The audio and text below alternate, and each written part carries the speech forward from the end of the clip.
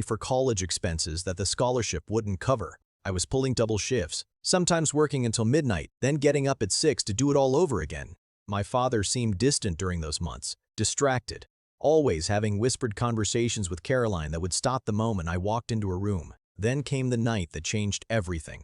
It was late August, about 3 weeks before I was supposed to leave for Penn State. I just finished closing up the shop and was heading home when I saw police lights in my rearview mirror.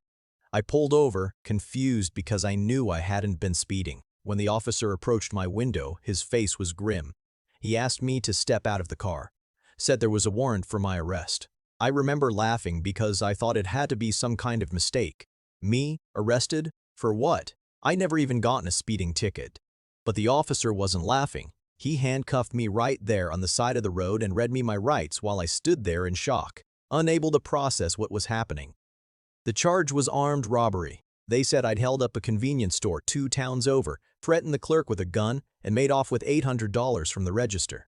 They said there was video footage. They said there were witnesses. They said the evidence was ironclad. I kept telling them they had the wrong person, that I'd never even been to that town, that I didn't own a gun, that this was insane. But they weren't listening. They took me to the county jail, processed me, took my fingerprints and mugshot, and threw me in a holding cell with 3 other guys who looked at me like I was fresh meat. I was terrified. I'd never been in trouble in my life, and suddenly I was in jail, wearing an orange jumpsuit, surrounded by criminals. I kept thinking my father would fix this, that he'd show up with a lawyer, that he'd get me out and we'd sort out this horrible mistake. He did show up the next morning, but he didn't bring a lawyer. I'll never forget the look on his face when they brought me to the visiting area. There was no shock, no confusion, no fatherly concern. He looked tired, resigned, almost guilty, but not surprised, and that's when I first felt that cold knot of dread forming in my stomach. He sat down across from me, separated by that scratched plexiglass, and he picked up the phone.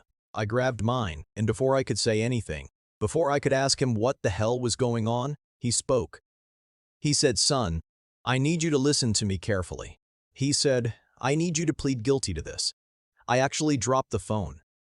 I stared at him through the glass, my mouth hanging open, convinced I'd misheard, but he just kept talking, his voice calm and measured, like he was explaining how to change oil in a car.